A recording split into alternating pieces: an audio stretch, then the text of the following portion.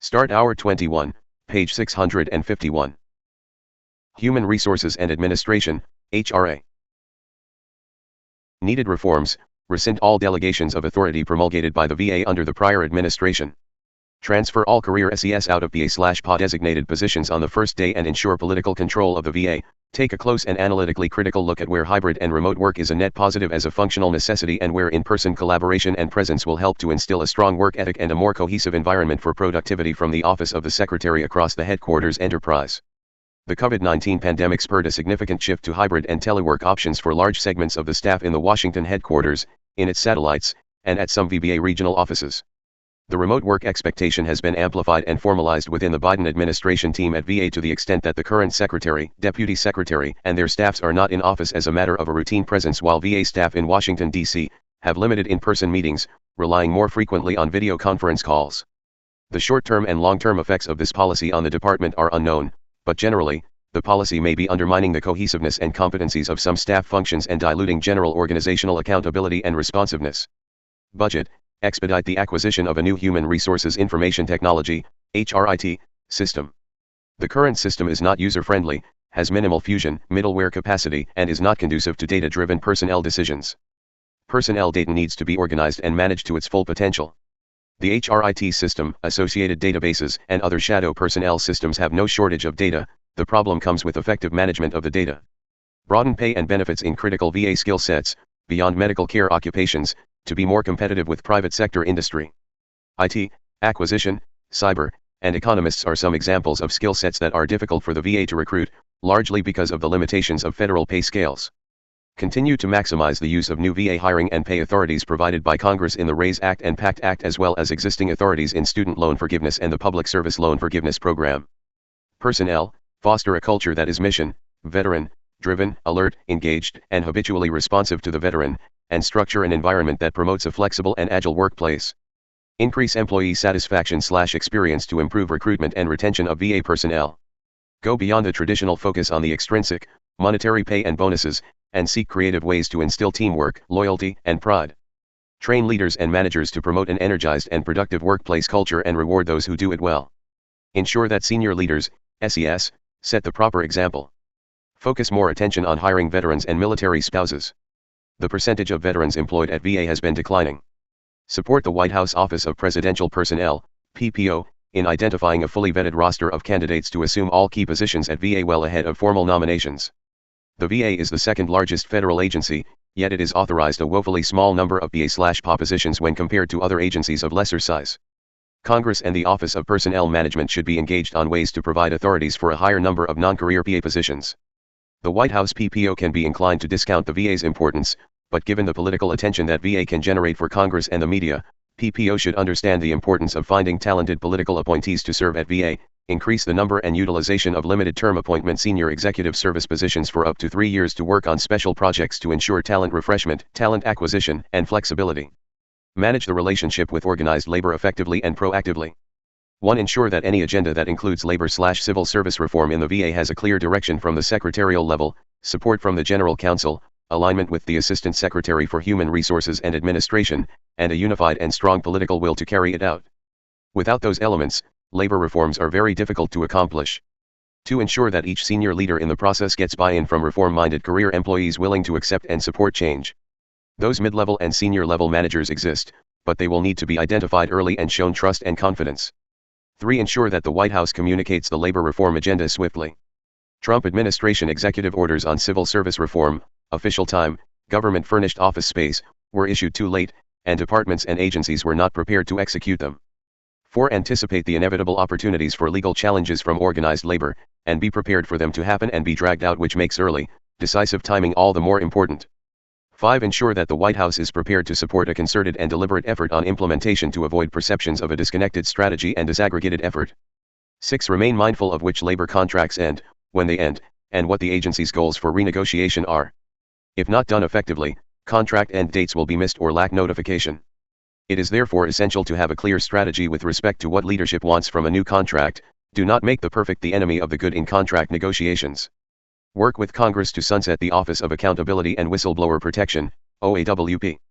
OAWP was well-intentioned when formed, but it is redundant with the activities of supervisors as well as Equal Employment Opportunity, Office of the Inspector General, Office of Special Counsel, and other policies, programs, and procedures for holding employees accountable. This redundancy results in lengthy investigations, gaps in coverage, and an overall ineffective method of employee and supervisor accountability. Consider decoupling HRA and the Office of Security and Preparedness, OSP. When Congress directed that the OAWP be established, it did not include authorities for a new Assistant Secretary position. Consequently, the OSP was combined with HRA to free up opposition. The functions of HRA and OSP are dissimilar and thus create an organization that is difficult to staff with the talent needed to execute both missions effectively. Section 4, page 657. The economy. The next administration must prioritize the economic prosperity of ordinary Americans. For several decades, establishment elites have failed the citizenry by refusing to secure the border, outsourcing manufacturing to China and elsewhere, spending recklessly, regulating constantly, and generally controlling the country from the top down rather than letting it flourish from the bottom up.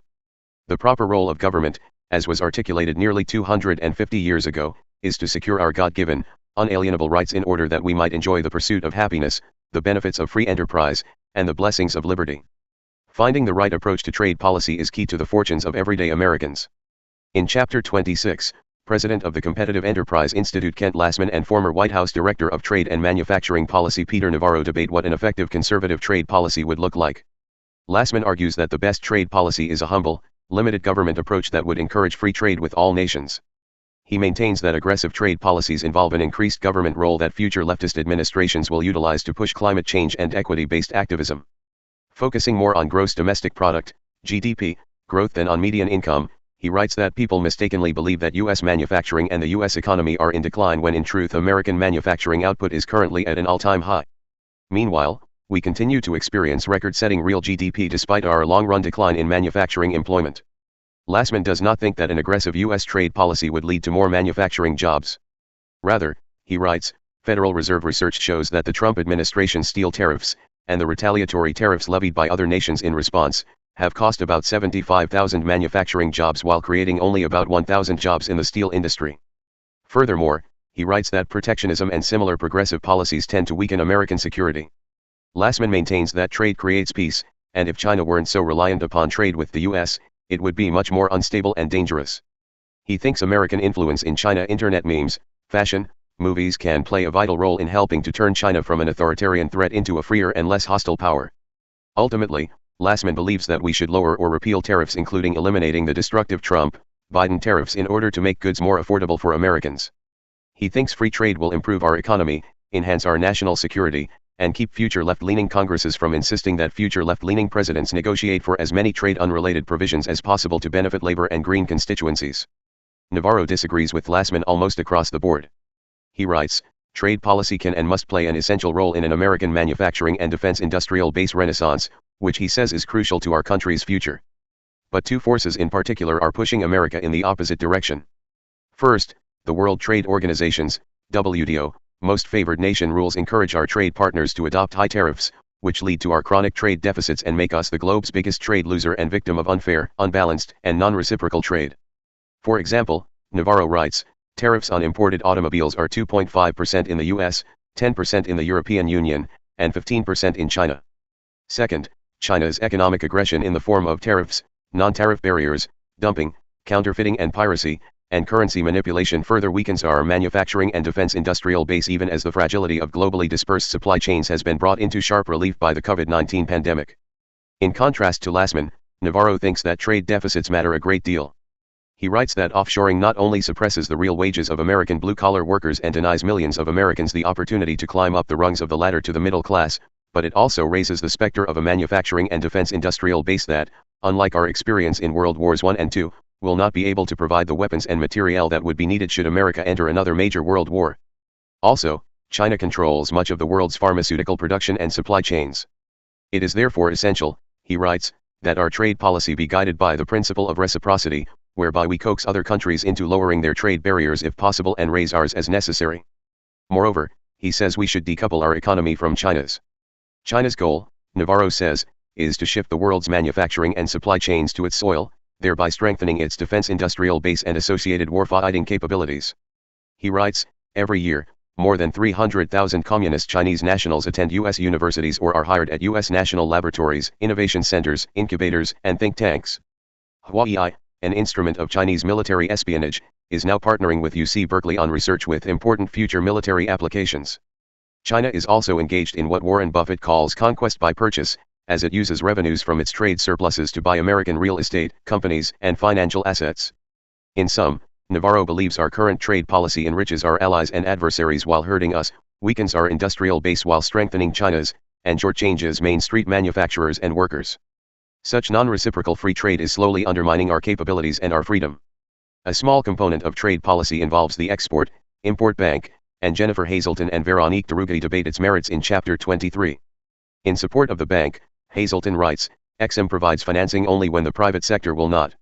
She says, "Export credit is a strategy weapon in China's whole-of-government approach to enhance its global power."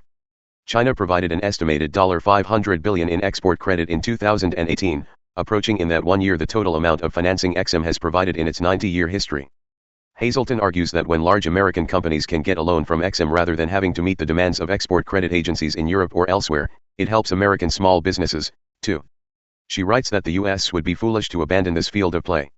Opposing the bank, Derugai writes, "EXIM operates in effect as a protectionist agency that picks winners and losers in the market by providing political privileges to firms that are already well-financed."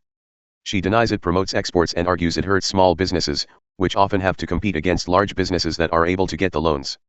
She writes that it also helps foreign companies, such as state-run China Air, that buy U.S. exports from American companies such as Boeing. The bottom line, she says, is that the bank should be abolished. In Chapter 21, former Assistant Secretary of Commerce Thomas F. Gilman describes the Department of Commerce as dominated by career staff who are uninterested in implementing the president's priorities. The department clearly needs far more political leadership, including at the Census Bureau, as Gilman notes. The Census Bureau, unlike much of the federal government, has a constitutionally required mission. Yet the 2020 census was at least somewhat compromised by overly risk-averse COVID policies that prevented census field representatives from going door-to-door for much of that year. The Census Bureau's website, one of the worst in the federal government, buries crucial statistics where only academics or advocates are likely to find them.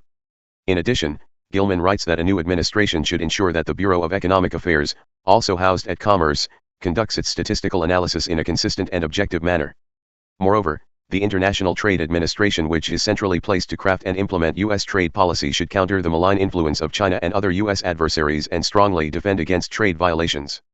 In Chapter 22, William L. Walton, Stephen Moore, and David R. Burton note that under the Biden administration, the Treasury Department has failed to achieve any of the agency's core objectives. Under the leadership of Secretary Janet Yellen, Treasury has placed equity and climate change among its top 5 priorities. The next administration must act decisively to curtail activities that fall outside of Treasury's mandate and primary mission. Treasury must refocus on its core mission of promoting economic growth, prosperity, and economic stability. The authors add that Treasury should make balancing the federal budget a mission-critical objective.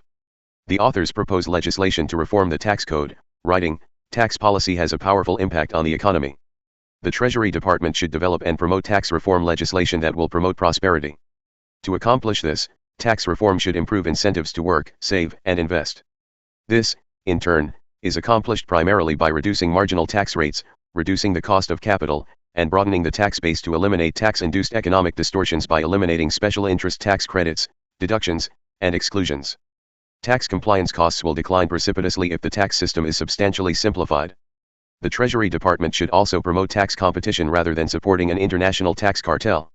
Chapter 22 includes proposals to reduce the intrusiveness and increase the accountability of the Internal Revenue Service. The chapter also explains how the Interagency Committee on Foreign Investment in the United States, CFIUS, chaired by Treasury, should realign its priorities to meet the United States' current foreign policy threats, especially from China. It explains how Treasury's Financial Crimes Enforcement Network, which manages the anti-money laundering/countering the financing of terrorism, AMLCFT, programs, can be improved to reduce the burden on small firms and improve the effectiveness of the AMLCFT regime. In Chapter 25, Karen Kerrigan describes the Small Business Administration, SBA, as a sprawling, unaccountable agency replete with waste, fraud, and mismanagement and guilty of mission creep. Moreover, its initiatives aimed at inclusivity are in fact creating exclusivity and stringent selectivity in deciding what types of small businesses and entities can use SBA programs. According to Kerrigan, The Office of Advocacy is one of the bright spots within the SBA that a conservative administration could supercharge to dismantle extreme regulatory policies and advance limited government reforms that promote economic freedom and opportunity. She recommends that it receive a big increase in funding and staffing and then undertake a research agenda that includes measuring the total cost that federal regulation imposes on small businesses. This would be one important step in making sure that the SBA under a conservative administration would meet the needs of America's small business owners and entrepreneurs, not special interests. Former White House Director of the Domestic Policy Council Paul Winfrey writes in Chapter 24 that the Federal Reserve actually causes inflationary and recessionary cycles. He says, a core problem with government control of monetary policy is its exposure to two unavoidable political pressures: pressure to print money to subsidize government deficits and pressure to print money to boost the economy artificially until the next election. The Fed has also added a moral hazard due to its history of bailing out private firms when they engage in excess speculation. At a minimum, Winfrey writes, full employment should be eliminated from the Federal Reserve's mandate, requiring it to focus on price stability alone. The Fed should not be allowed to incorporate environmental, social, and governance factors into its mandate. It should be compelled to specify its target range for inflation. Its last resort lending practices, which are directly responsible for too big to fail, should be curbed. Its mission, and alternatives to the Fed, should be explored by a commission created for that purpose.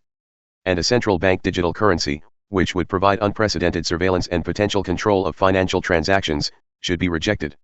Even more ambitiously, Winfrey suggests that the next administration should think about proposing legislation that would effectively abolish the Federal Reserve and replace it with free banking, whereby neither interest rates nor the supply of money would be controlled by government. Free banking would produce a stable and sound currency and a strong financial system, while allowing lending to flourish. Alternatively, Winfrey writes, the next administration should consider the feasibility of a return to the gold standard. Chapter 21, page 663. Department of Commerce. The Department of Commerce is charged with promoting economic growth, innovation, and competitiveness while providing the data that American businesses need to succeed.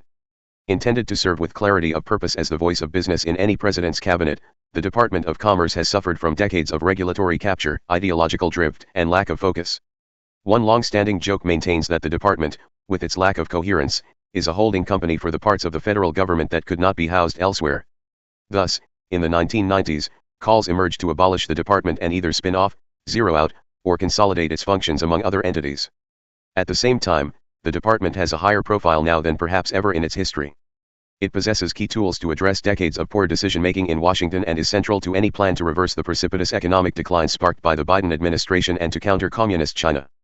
Both assertions can be equally true, that the department possesses the expertise, programs, and authorities that will be crucial to the success of a conservative presidency and that its role in the federal bureaucracy would benefit from streamlining and reform. Many programs at the Department of Commerce overlap in whole or part with other governmental programs, and consolidating and streamlining these could increase both accountability and return on taxpayer investment. Any exercise in government-wide budgeting and reform should review the department with an eye toward consolidation, elimination, or privatization that examines the efficiency, effectiveness, and underlying philosophy of each individual component.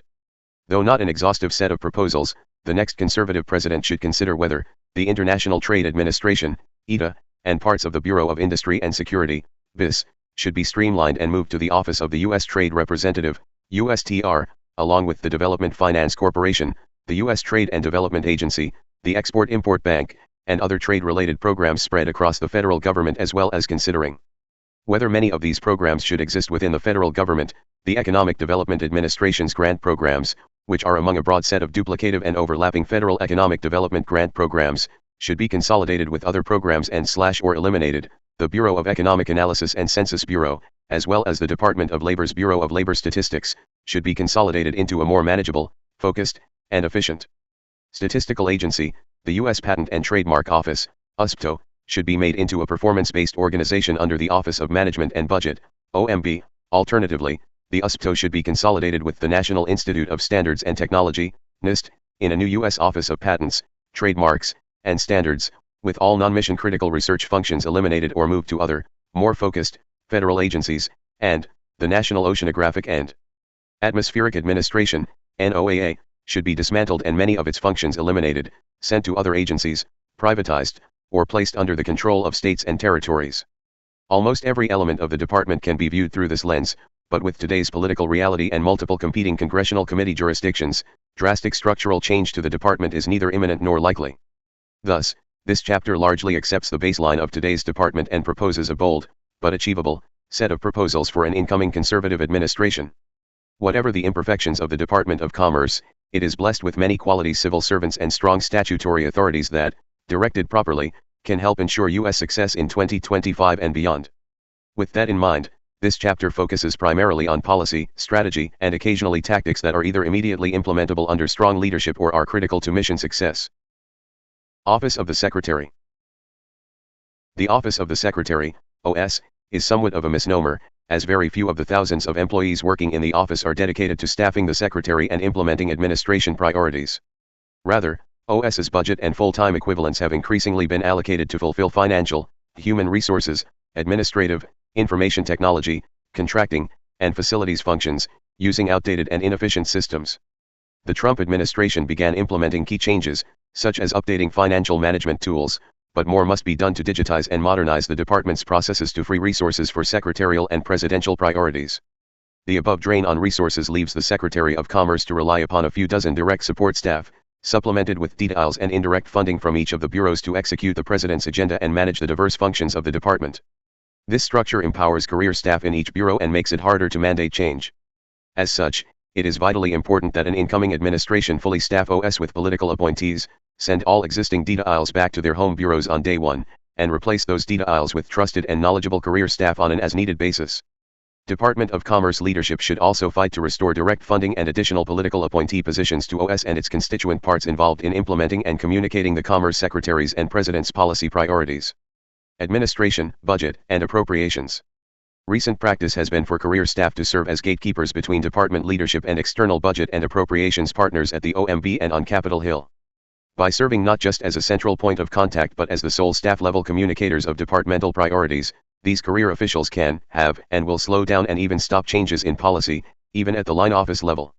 Although the following is true at all agencies, it is particularly important at the Department of Commerce that political leadership be immediately installed at the Office of the Chief Financial Officer, CFO, and Assistant Secretary for Administration, ASA, and that political appointees receive a mandate to communicate with external partners alongside career staff at every stage of the budget and appropriations process. Political appointees must also monitor internal CFO operations down to the operating division level to ensure that funds are not being diverted to programs that do not align with administration priorities, as has regularly happened in years past. Advisory committees. Due to the nature of the Department of Commerce's portfolio, many of its advisory committees are populated by activists from organizations openly hostile to conservative principles who use the committees to impede conservative policy. Upon entering office, all such committees should be reviewed regarding whether they are required by statute and abolished if they are not. Membership of the remaining committees should be reconstituted to ensure they are sources of genuine expert advice and productive contributions to the policy-making process. Federal Advisory Committee Act, FACA, compliance and awareness of any ways the committees have been written into regulations should be considered. International Trade Administration. The International Trade Administration is centrally placed to craft and implement U.S. trade policy.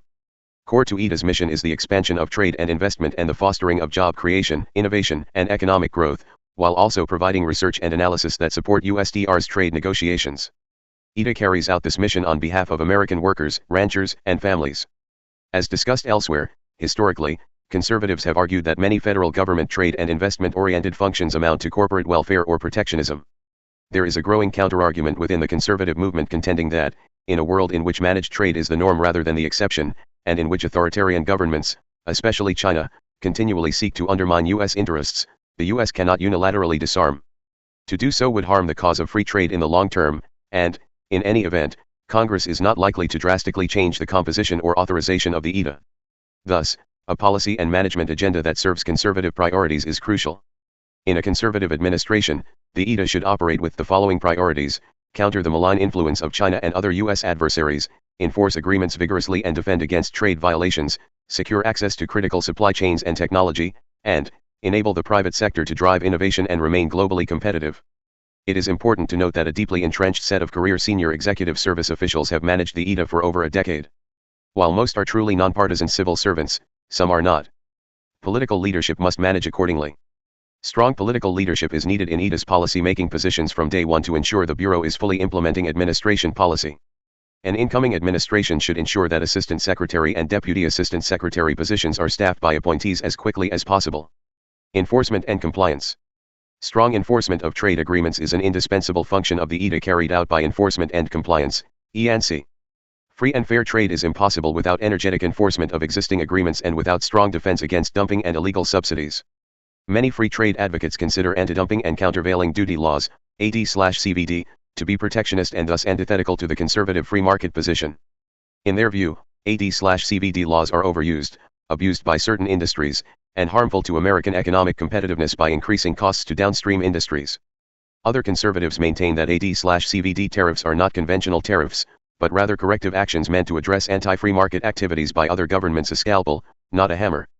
In the short term, this may mean higher costs for U.S. businesses and consumers on a limited number of products from certain offending countries, but those higher prices correct existing price distortions in the marketplace and ultimately ensure the healthy operation of market forces in the long term and a level playing field for U.S. manufacturers. Whatever the case, improvements to the current system must be made to both protect U.S. consumers and companies from improperly applied duties and defend against trade-distorting actions by other governments.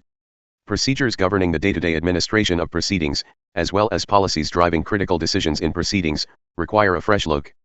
Ultimately, ENC's mandate is to conduct a rigorous but also fair, objective, and balanced review of the record in each proceeding and to make decisions without bias. It is exceedingly unlikely that Congress would abolish or limit the activity of ENC. Therefore, the proposals below are made under the assumption that an incoming administration will operate ENC within its current legal, institutional, and political confines and set a path forward to wield ENC's considerable power to achieve the goals of a conservative administration. These proposals can be broken into three categories: process, policy, and addressing China. Process: re-establish and expand suspended in-person pandemic-related verifications, particularly regarding the People's Republic of China. Ensure that verifications are rigorous. Implement advanced analytics and artificial intelligence to identify opportunities for self-initiation, detect circumvention, and prevent bad actors from gaming the system. Accelerate front-end work on reviews as opposed to constantly pushing against statutory deadlines. Work with Customs and Border Protection, CBP, and other relevant agencies to address circumvention and duty evasion, and promote policies that encourage full duty collection to ensure the integrity of AD/CVD and circumvention orders.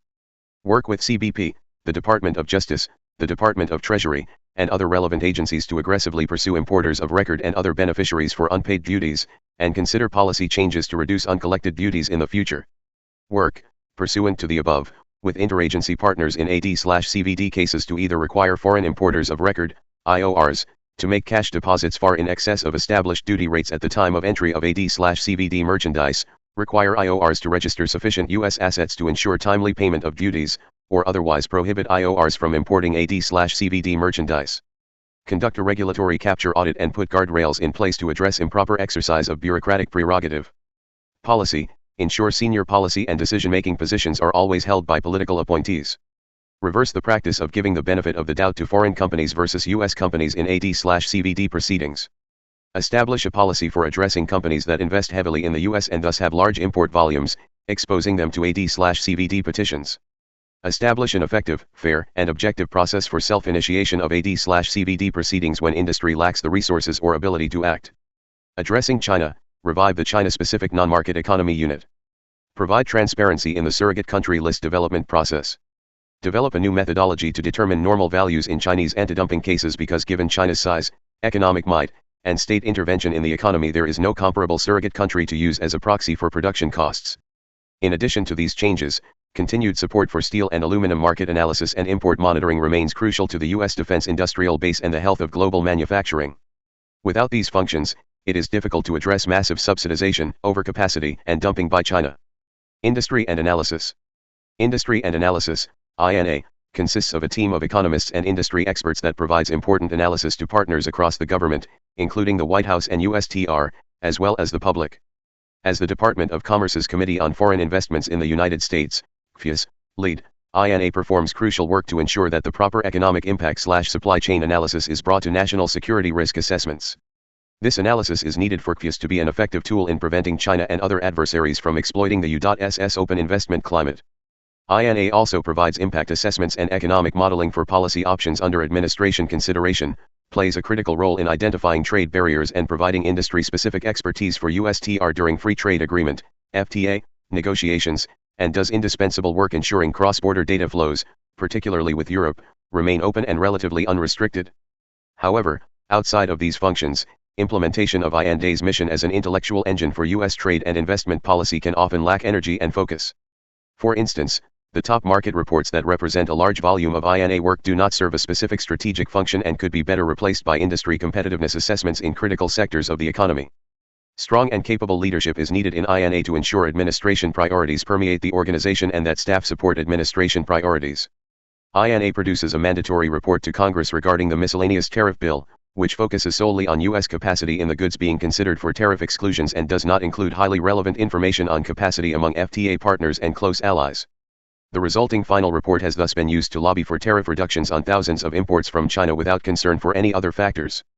This lack of priority given to FTA partners is troubling. Going forward, INA should be permanently restructured to perform supply chain analysis on an ongoing basis for the U.S. government, identifying potential vulnerabilities like those exposed by the pandemic and resulting shortages in everything from semiconductors to baby formula. Furthermore, permanent standing teams should be established and staffed by properly aligned political appointees and trusted career staff to analyze and spur action on the following priority policy issues: strategic decoupling from China, defense industrial base strength, critical supply chains, example pharmaceuticals, medical devices, food, and emerging technologies, example rare earth minerals, semiconductors, batteries, artificial intelligence, quantum computing. Global markets and the U.S. and foreign commercial service. For more than a decade, strategic planning at global markets, GM, and the U.S. and foreign commercial service, CS, has been consistently undermined by increased costs associated with overseas staff and flat or reduced budgets.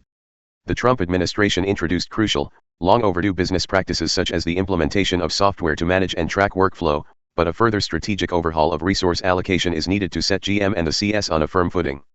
Currently, CS manages staff spread over 106 domestic offices in 77 countries around the world. Abroad, several partner posts utilize interagency staff and regionally located CS officials to offer services without a permanent physical in-country CS presence. Given the rapidly rising costs imposed by the State Department on CS posts overseas, a drastic expansion of this model is likely needed. CS resources should be distributed according to the following set of priorities: value in countering the malign influence of adversaries, particularly China; value in fostering U.S. innovation; value in maintaining access to critical supply chains and technology; difficulty for U.S. companies in gaining market access without CS involvement; and potential untapped export market size and likelihood of expansion. Ultimately, difficult decisions must be made about the value of CS posts and whether individual posts can be justified given current resources and the above criteria. If the State Department deems the diplomatic value of a permanent in-country CS post to be vital to the national interest, then state should bear more of the cost of maintaining that post. Global markets should also consolidate and elevate the advocacy center and select USA as relatively low-cost tools to drive large-scale export transactions and foreign direct investment, FDI. Select USA is a low-cost and effective tool in attracting FDI to the U.S. and to reshore manufacturing and research and development. In a world in which corruption is rampant, these are among the most effective tools in leveling the playing field for U.S. communities and companies seeking to engage with governments and potential overseas investors. Given the value placed on senior-level engagement by many governments and companies, this consolidated Office of Trade and Investment Advocacy should be headed by a Deputy Assistant Secretary. The new office should also seek congressional authorization to utilize its FDI promotion tools to encourage reshoring by U.S. businesses. Bureau of Industry and Security. During the past 2 decades, technology transfer from America and its allies has helped accelerate adversaries' technological and weapons capabilities.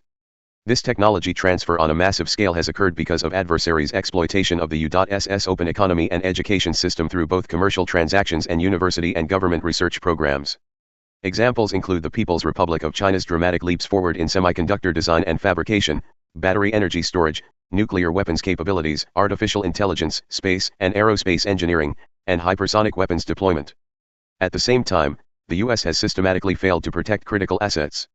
Rather than promulgate policies to better prevent technology transfer, the U.S. government has either ignored the problem or, worse, from 2008 through 2016 instituted a government-wide export control reform process to loosen the Export Administration Regulations, EAR, governing exports of dual-use items to facilitate technology transfer to adversaries, either directly or indirectly through third-country transfers. Those reforms still present in the Department of Commerce's EAR must be reversed. The United States needs stronger rules to protect technology transfer to adversaries while promoting technology integration and interoperability with allies. Further, U.S. export control regulations should be utilized to prevent theft of personally identifiable information and to encourage U.S. companies to shift production out of China and further diversify their supply chains to better advance U.S. national security interests. For all the below recommendations, BIS needs to move unilaterally while it works with allies to implement complementary export control policies. Waiting to act until allies are ready to move in lockstep is not an option while America's national security is at risk. Emerging and Foundational Technologies. The Export Control Reform Act of 2018, ECRA, gave BIS permanent statutory authority to regulate exports of dual-use items, goods, software, and technology.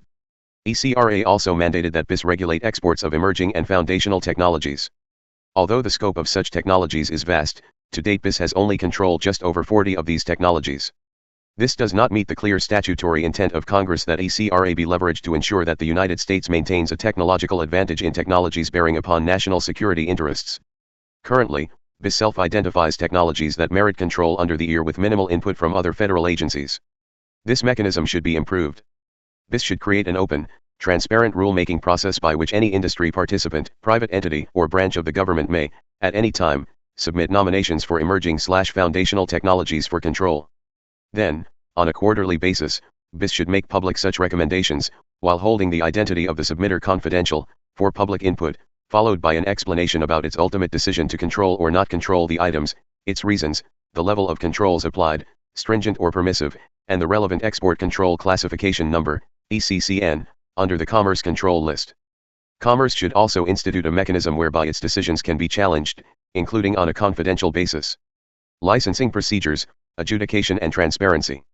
Currently, if the Departments of Defense, State, Commerce, and Energy disagree on an export license decision, the disagreement may be escalated to the Operating Committee and subsequently to the Advisory Committee on Export Policy led by BIS's Assistant Secretary for Export Administration. The Assistant Secretary does not need to lead the dispute resolution, and this process should be revised by giving lead authority to BIS's Undersecretary, who is better able to account for diverging views. Moreover, BIS's authority to overrule other agency votes should be changed. Each agency should have one equal vote and, if a licensing dispute remains unresolved, the final decision should be elevated to the National Security Advisor and the Secretaries of Defense, State, Commerce, and Energy. Additionally, to improve congressional oversight of BIS's license adjudication process, BIS should provide specific congressional committees with data from the automated export system on a quarterly basis. Electronic files should contain U.S. exporter by name, product description, example harmonized system code and ECCN/U.S. munitions list designation, end user and destination country, and when a license was required, whether the license was granted or denied. BIS currently denies just 1.2% of export licenses. These data reporting requirements can help Congress better determine whether BIS is adequately protecting national security through appropriate use of export controls or whether additional direction from Congress is required. Improve end-use checks. The integrity of the export control system may be validated only through adequate end-use checks.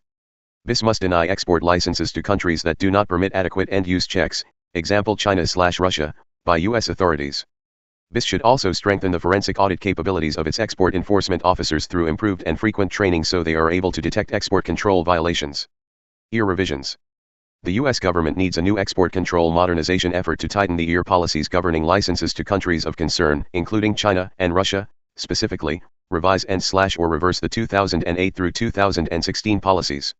When authoritarian governments explain what they plan to do, believe them unless hard evidence demonstrates otherwise. Case in point, China's and Russia's stated civil, military fusion policies demand central government command and control style systems in which every private entity serves the interests of the state and is forced to provide technology, services, capacity, and data to the central government and the military. Through this structure, commercial activities are routinely weaponized by authoritarian regimes that repeatedly identify the U.S. as an enemy. Accordingly, U.S. export control policies must be updated to reflect these realities and the associated threats to national security.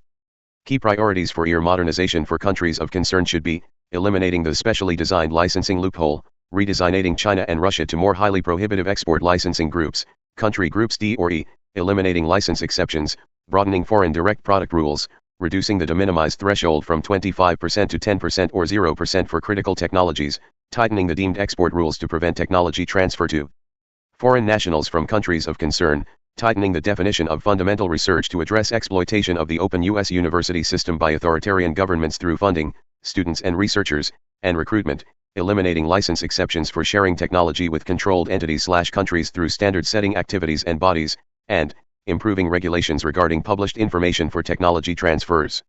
The next few years will prove or disprove the assertion that the U.S. stands on the precipice of a Cold War with China.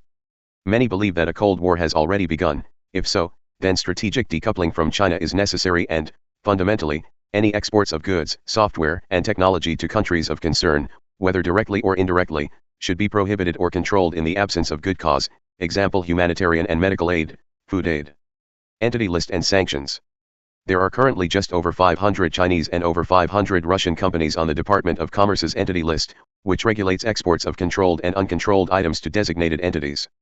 Given China's civil, military fusion strategy and Russia's massive war efforts facilitated by a broad range of the Russian economy, BIS must add more entities to the entity list and apply a license review policy of denial that prohibits exports to these entities.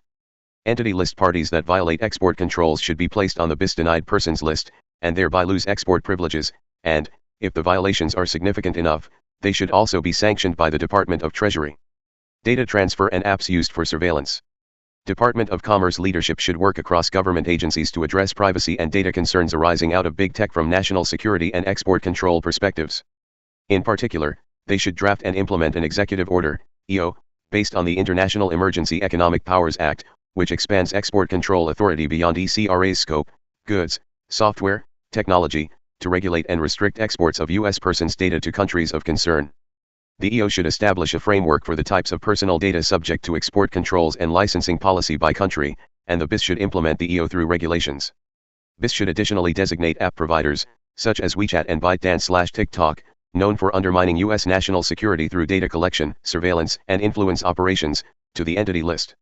This listing would prevent app users from program updates, which would quickly make these apps non-operational in the United States. National Oceanic and Atmospheric Administration. Break up NOAA. The single biggest Department of Commerce agency outside of decennial census years is the National Oceanic and Atmospheric Administration, which houses the National Weather Service, National Marine Fisheries Service, and other components. NOAA garners $6.5 billion of the department's $12 billion annual operational budget and accounts for more than half of the department's personnel in non-decadal census years, 2021 figures. NOAA consists of 6 main offices: the National Weather Service, NWS, the National Ocean Service, NOS, the Oceanic and Atmospheric Research, or, the National Environmental Satellite, Data and Information Service, NESTIS, the National Marine Fisheries Service, NMFS, and, the Office of Marine and Aviation Operations and NOAA Corps.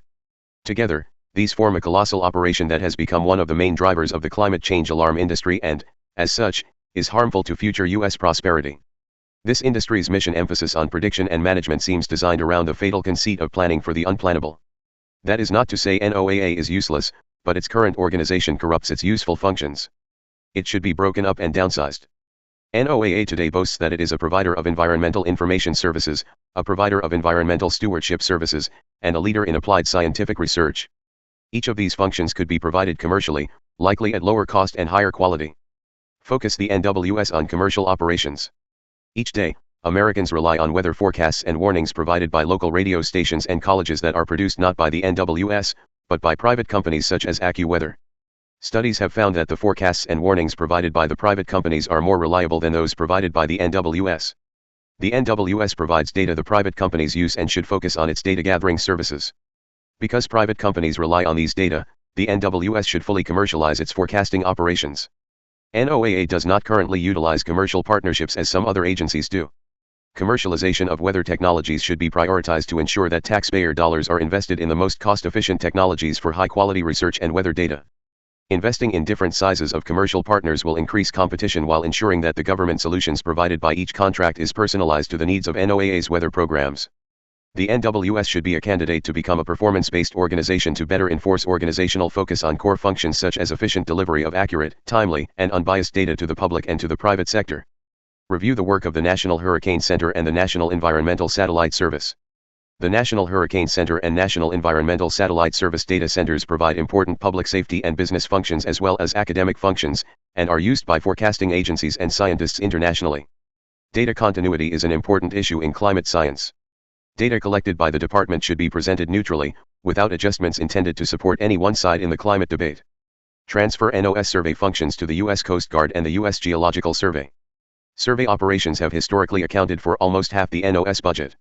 These functions could be transferred to the U.S. Coast Guard and U.S. Geological Survey to increase efficiency.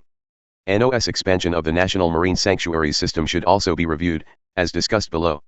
Streamline NMFS. Overlap exists between the National Marine Fisheries Service and the U.S. Fish and Wildlife Service.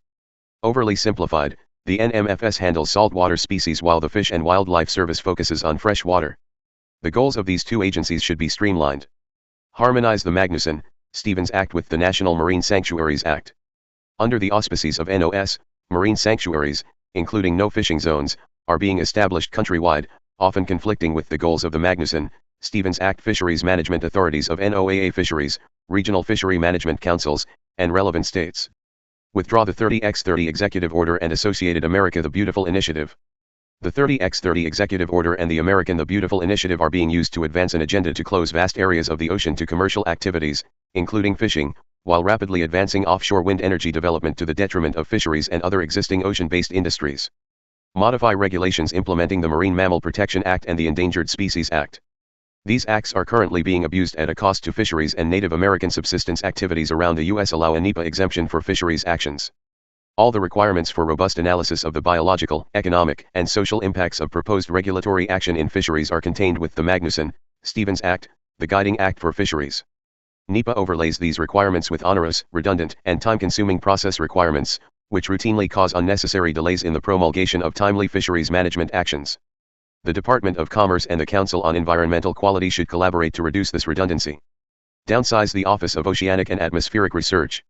OR provides theoretical science, as opposed to the applied science of the National Hurricane Center. OR is, however, the source of much of NOAA's climate alarmism. The preponderance of its climate change research should be disbanded. OR is a large network of research laboratories, an undersea research center, and several joint research institutes with universities. These operations should be reviewed with an aim of consolidation and reduction of bloat. Break up the Office of Marine and Aviation Operations and reassign its assets to other agencies during this process. The Office of Marine and Aviation Operations, which provides the ships and planes used by NOAA agencies, should be broken up and its assets reassigned to the General Services Administration or to other agencies. Use small innovation prizes and competitions to encourage high-quality research. Lowering the barriers of entry for startups and small businesses will also provide greater innovation without excessive increases in spending. Reaching beyond traditional partnerships for innovative engagement tools that encourage entrepreneurial innovation will allow NOAA's research programs to adapt more quickly to the world's changing needs. Multiple competitions should take place in cities to attract a variety of innovators and investors to propel innovation forward in a way that benefits the needs of NOAA. Ensure appointees agree with administration aims. Scientific agencies like NOAA are vulnerable to obstructionism of an administration's aims if political appointees are not wholly in sync with administration policy. Particular attention must be paid to appointments in this area. Elevate the Office of Space Commerce. The Office of Space Commerce is the executive branch advocate on behalf of the U.S. commercial space industry. This office should be the vehicle for a new administration to set a robust and unified whole-of-government commercial space policy that cements U.S. leadership in one of the most crucial industries of the future. The office's current mission has been lost owing to its position within Nestes, which sees no role for itself in advancing the industry and the space economy, including ensuring global competitiveness. OSC is, by law, the Department of Commerce's lead on space policy and must therefore link directly to all the bureaus and other organizations within the department. The office needs to be returned to OS, within which it existed for the first 2 decades of its existence.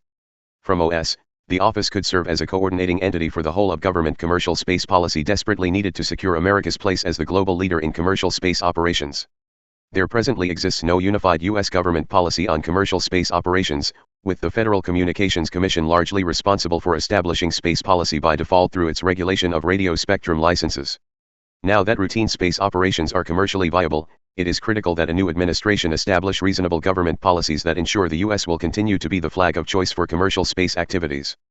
The President should, by executive order, direct the Office of Space Commerce, working with the National Space Council, to establish a whole-of-government policy for licensing and oversight of commercial space operations. Bureau of Economic Analysis and the Office of the Undersecretary for Economic Affairs. The Office of the Undersecretary for Economic Affairs is charged with conducting economic analysis, promoting business and commerce, guiding data-driven decision-making and evidence-building activities, and increasing access to government data while ensuring privacy and confidentiality. The office coordinates economic analysis needs across the Department of Commerce, leads the department's initiatives and programs related to data, data policy, and data management, and provides policy direction and oversight for the Bureau of Economic Analysis, BEA, and the Census Bureau. In addition to the Undersecretary for Economic Affairs, key staff roles in the office include the Chief Economist and the Chief Data Officer. The office could be an effective tool for a new administration if it focuses its efforts on supporting the department's mission to ensure the conditions for economic growth and opportunity, conducting economic analysis and producing data for key departmental policy initiatives, as well as working across agencies to support broader administration goals. As the office charged with providing policy direction and oversight for BEA and the Census Bureau, new leadership should take an early and active role within both bureaus. BEA is a federal statistical agency under the Office of the Undersecretary for Economic Affairs. BEA's mission is to promote a better understanding of the U.S. economy by providing timely, relevant, and accurate economic accounts data in an objective manner. BEA is responsible for producing economic indicators such as the U.S. gross domestic product, GDP, state and local GDP estimates, foreign trade and investment statistics, industry data, and consumer spending numbers. The data produced by BEA are used by government and business decision-makers to understand the state of the nation's economy. A new administration should ensure that BEA conducts its statistical analysis in a consistent and objective manner, with the Undersecretary for Economic Affairs taking a strong interest in BEA's operations and data products. A new administration should also study the feasibility of merging all statistical agencies, Census Bureau, Bureau of Economic Analysis, and the Department of Labor's Bureau of Labor Statistics, etc., under one bureau to increase efficiency and better coordinate cross-departmental issues. Census Bureau. The Census Bureau's core mission is to execute the executive branch's constitutional mandate to conduct a census every 10 years, but its activities have steadily grown and shifted to include the economic census, American Communities Survey, and further functions outside of its core mission. An incoming conservative administration should focus on 3 areas: day-to-day management, the decennial census, and other programs.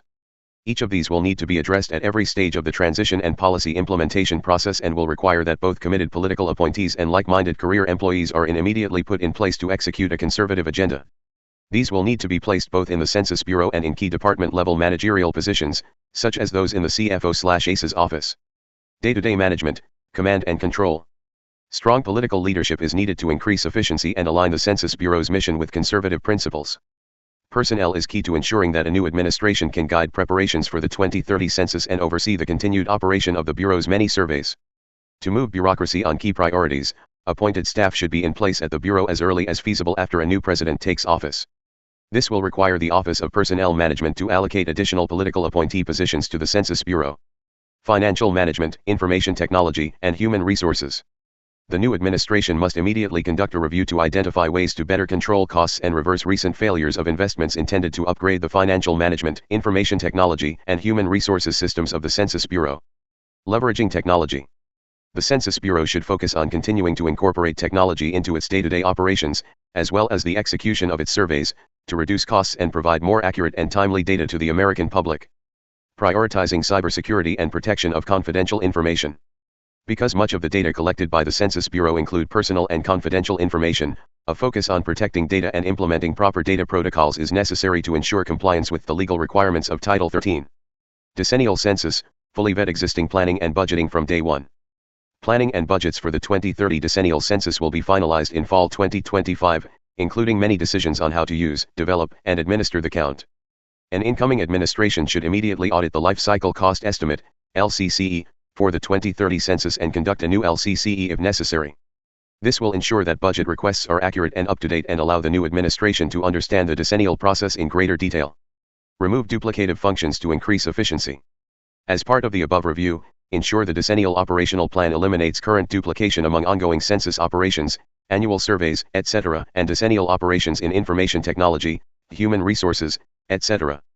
This overlap has been estimated to waste billions of dollars in the years leading up to each decennial census. Review the Partnership Program. This program, designed to promote responsiveness to the census by employing trusted voices in various communities, deserves careful scrutiny. A new administration should work to actively engage with conservative groups and voices to promote response to the decennial census. Promoting response to the decennial census will ensure that the most accurate counts are conducted, leading to a more accurate apportionment of congressional representation and allocation of federal funds. In 2020, lack of conservative participation was one factor in an undercount in some areas of the country, affecting representation of certain states. Add a citizenship question. Despite finding that the Trump administration's addition of the citizenship question to the 2020 decennial census violated the Administrative Procedures Act, the Supreme Court held that the Secretary of Commerce does have broad authority to add a citizenship question to the decennial census. Any successful conservative administration must include a citizenship question in the census. Asking a citizenship question is considered best practice even by the United Nations. By law, The Census Bureau must deliver the decennial census subjects/topics to Congress 3 years before Census Day, in this case, by April 1, 2027. Questions must be presented to Congress 2 years before Census Day, April 1, 2028. Review forthcoming changes to race and ethnicity questions. The current administration has announced its intent to change data collection methods regarding race and ethnicity by combining the two questions on the decennial questionnaire and increasing the number of available options.